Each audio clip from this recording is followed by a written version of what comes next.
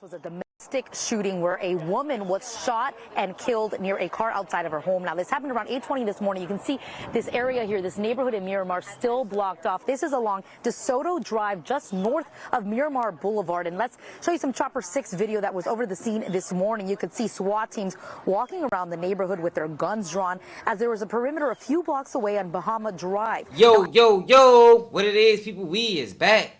Another day on Keep It G News. And then we're in Miramar, Florida, y'all. Small town in Florida. I think we've been here a few times. I think we actually talked about Miramar, Florida when we dealt with YNW Melly case. And in this situation, y'all, we're going to talk about how not being a prisoner of the moment. You understand what I'm saying? You don't want to never allow temporary feelings to cause you permanent damage.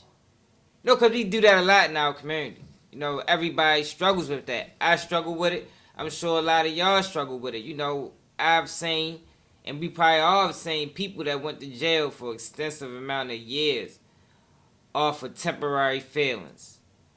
And they made a permanent decision. Because that's a problem. I don't know if it's a conflict resolution thing or it's a pride thing, but whatever it is, it's a thing. And it's a thing that's dangerous and hazardous to all parties involved, man. Because nobody wins in that situation.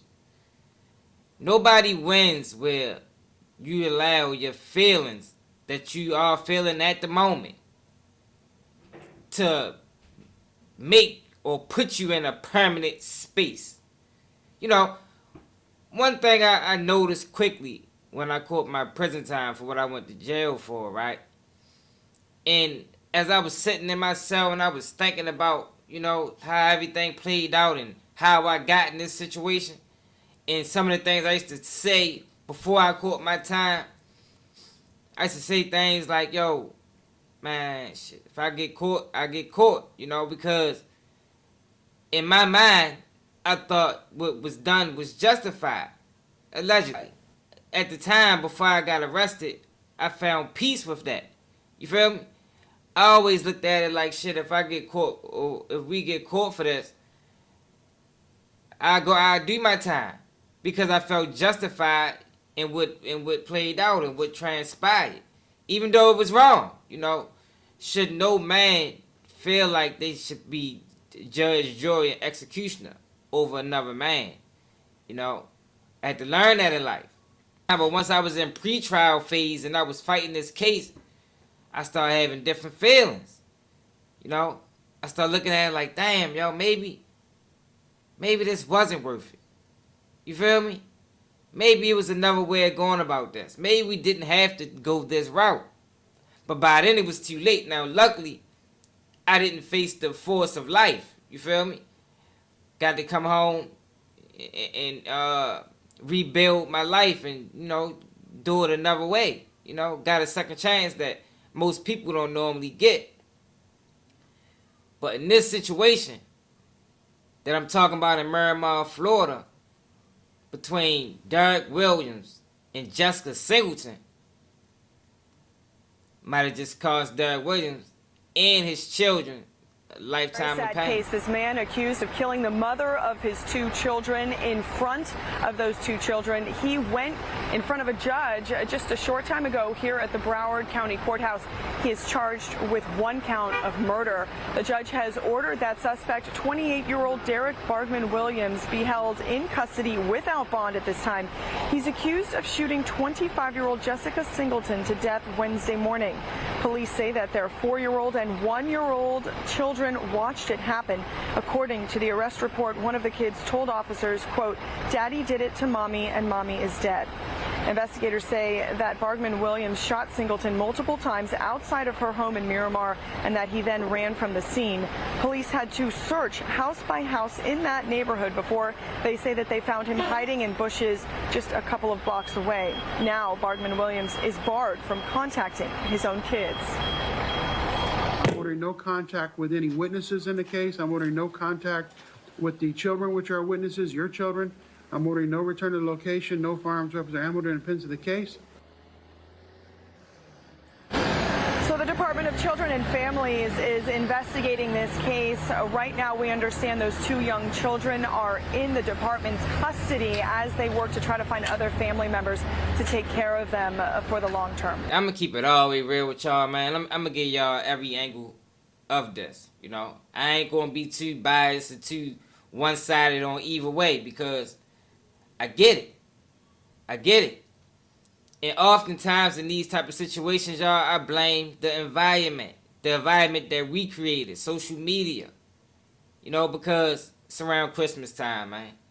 And then I went on their page, both of their pages, and I looked up on some of their posts, you feel me? And I stumbled across a post on Derek Williams' page where he talked about not being what he wanted to be or him holding more value than what's being noticed. And that leads me to believe that he was having some type of financial trouble. Now, I could be wrong. I could be reading too much into it. But that's what I got from those type of posts.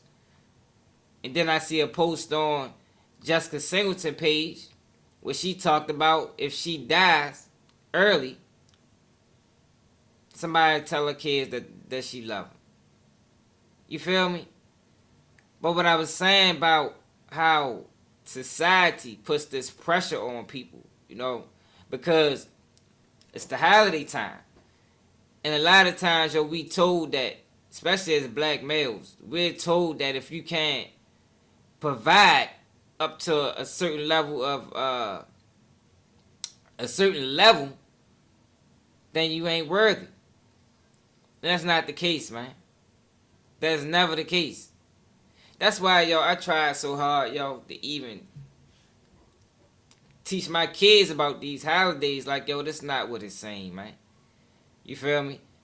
Just because you don't get a whole lot for Christmas one year, that don't mean you not love the same all year round. Shit, you get stuff all year round.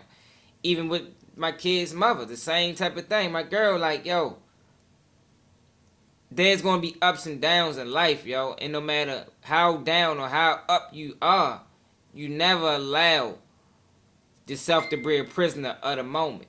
Which means, if you don't have it this holiday time, you just don't have it. That'll make you less of a man. But a lot of times, since the United States, or since the world, I'm going to say the United States, puts this pressure on us, that's what it leads us to believe. And sometimes it can lead to disrespect, especially when you're dealing with women. Now, on the other end, on the women's side, we gotta understand too that it's always best, yo, when it's getting out of hand and just walk away. You know, because we dealing in the world today where shit, women gonna say what's on their mind, and sometimes they might be right, sometimes they might be wrong, but we can't control that. Only thing we can control is our reactions. And in this situation, Derek Williams couldn't control his reactions. He flipped out because he let a temporary feeling make a permanent decision. Because now what? He killed his girlfriend in front of the kids, ran and hid behind a bush.